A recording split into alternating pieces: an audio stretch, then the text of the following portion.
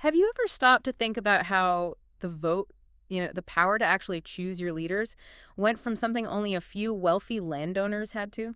Well, something many more people could claim. Right, it wasn't some quiet little change. Not at all. It was really a transformation driven, surprisingly maybe, by ordinary folks demanding a say. Exactly. So today we're doing a deep dive into that period, roughly 1800 to 1848, a really, really pivotal time in American history. That's right. And our focus for this deep dive is looking at how America shifted towards a much more participatory democracy. Meaning more people involved. Yeah, exactly. We'll trace how voting rights expanded dramatically, Hmm. moving away from that system based purely on owning property, Which excluded a lot of people. a huge number, towards a system where essentially all adult white men could vote.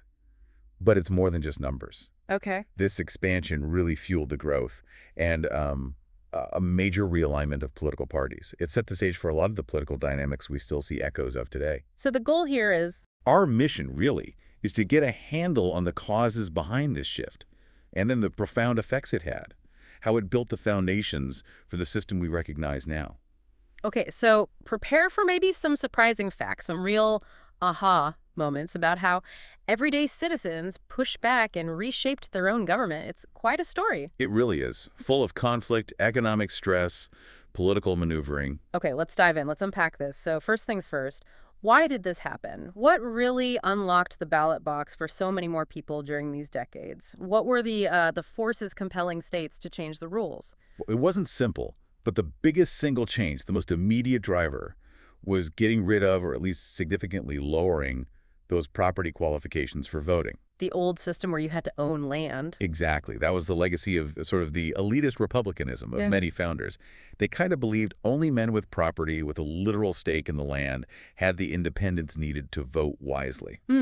Interesting perspective. Removing that barrier was, well, it was revolutionary. Yeah. It paved the way for what became universal white male suffrage. And you mentioned this wasn't just the elites deciding to be generous, it was demanded from below. Oh, absolutely. So who were these people making the demands? The laboring men, the frontier settlers?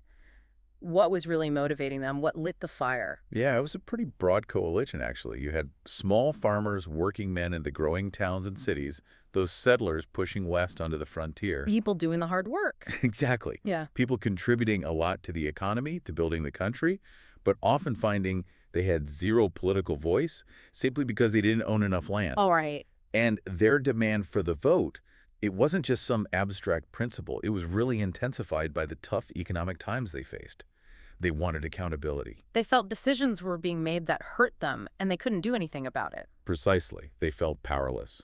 And this brings us to something really concrete, doesn't it? A major crisis that brought all this discontent to a head. Tell us about the Panic of 1819. How did an economic crash become a catalyst for demanding the vote? Ah, the Panic of 1819. Yes. That was a really brutal, widespread economic crisis. Probably the first big one to shake the young republic. What caused it? It was a mix of things, some irresponsible banking practices for sure. The second bank in the United States suddenly tightened up its lending. Pulling back credit. Right. And at the same time, demand for American exports, especially cotton, dropped off in Europe after the Napoleonic Wars ended. Ouch, so the effects were bad. Devastating for many. Massive unemployment, businesses going bankrupt, people even being thrown into prison for debt. Wow, prison for debt. Yeah. And for working men, especially out west where the Depression hit really hard, the connection became crystal clear. Oh, so They saw their lives ruined by economic forces and policies they had absolutely no say in. The panic really politicized them. It turned vague ideas about liberty into a very specific demand. We need the vote to protect ourselves. powerlessness equals vulnerability. That's a good way to put it. So this harsh reality, losing your livelihood, having no control, really clashed with that old idea that only landowners should vote.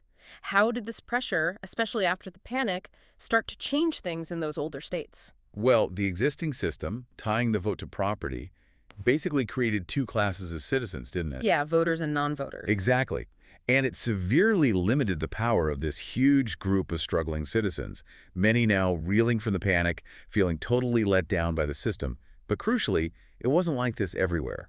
Oh, That's a key point. Some of the newer states out west, the frontier states, they'd already set up universal white male suffrage.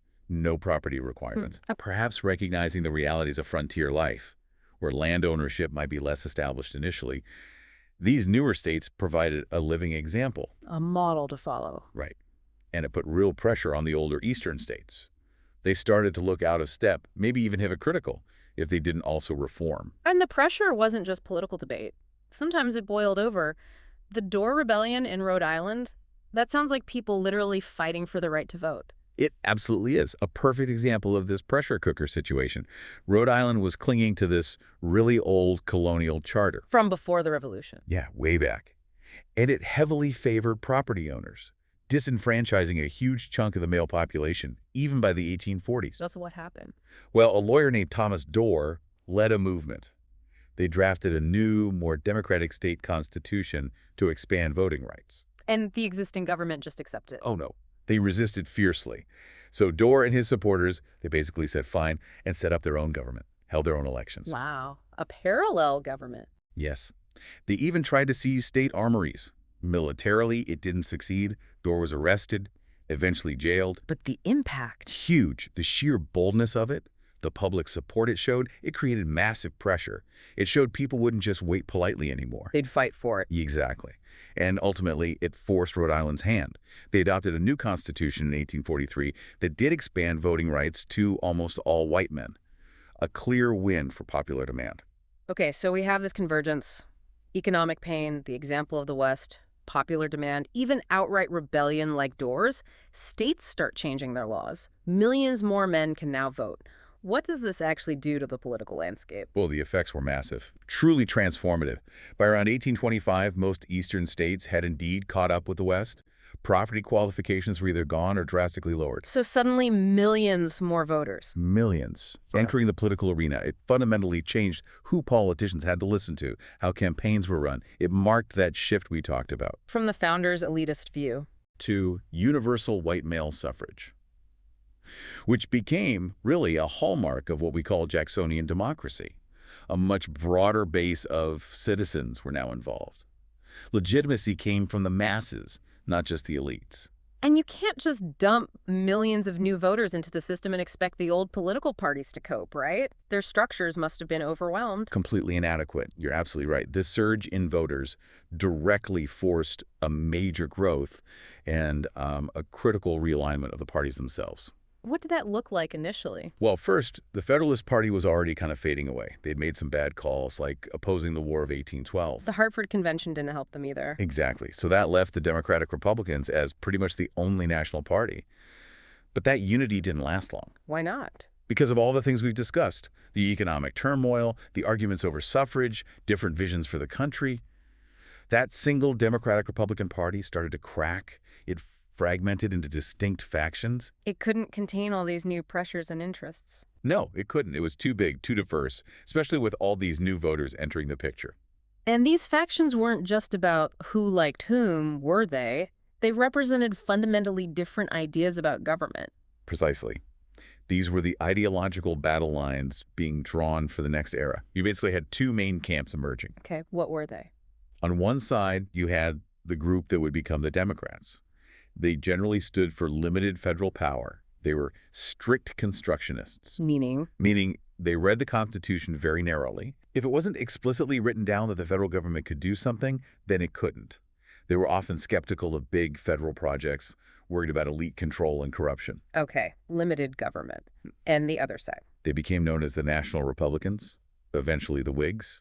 They had a much more expansive view of federal power. They kind of absorbed old Federalist ideas. So loose constructionists. Exactly. They interpreted the Constitution more flexibly, believing the federal government should take action to promote national development, things like building roads, canals, a national bank. A real philosophical divide. Right. And the simmering ideological conflict just bursts into the open with the election of 1824, an absolutely wild election known for the corrupt bargain. It feels like this is where everything collided. It really was a collision point, a truly pivotal and, pretty scandalous moment. The Democratic Republicans were so fractured they couldn't settle on one candidate. How many ran? 4 main contenders ended up running under the Democratic Republican banner. John Quincy Adams, Henry Clay, William Crawford, and Andrew Jackson, the popular war hero. And Jackson did well, right? He won the most popular votes. He even won the most electoral votes. But, and this is key, nobody won an outright majority in the Electoral College. So what happens then? The Constitution says the House of Representatives decides.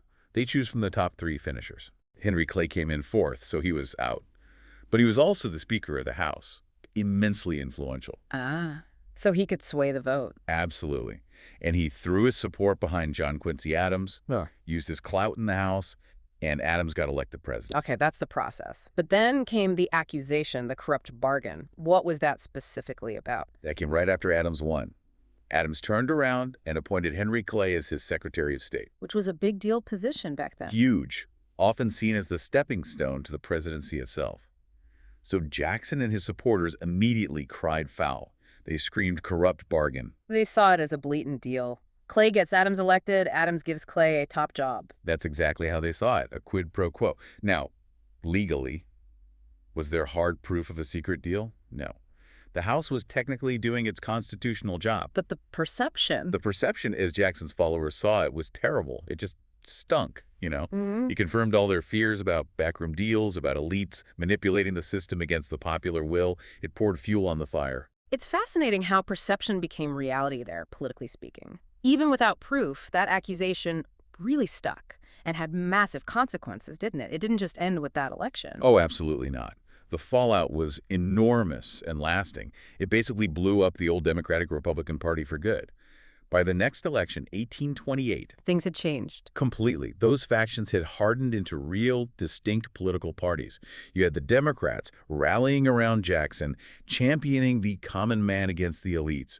And you had the Whigs emerging from the National Republicans, opposing Jackson, generally favoring a stronger federal government role in the economy. So the two-party system we often associate with Jacksonian America was basically born out of this chaos. Pretty much, yes. This whole period, the expansion of suffrage, the rise of these organized parties, learning how to mobilize this new mass electorate, it fundamentally reshaped American politics. It created a truly participatory mass democracy, warts and all, vastly different from the republic the founders originally set up. So, stepping back from all the details, what's the big takeaway here? Looking at this dramatic shift from property to participation, what does it tell us about American democracy, maybe even today? Well, I think the key thing is that this era, it's not just dusty history. It's a fundamental origin story for how we define who gets to participate in governing. It wasn't just given, it was demanded. Exactly. It powerfully shows that big shifts in power, they don't always just trickle down from the top. They're often pushed, demanded, fought for by ordinary people.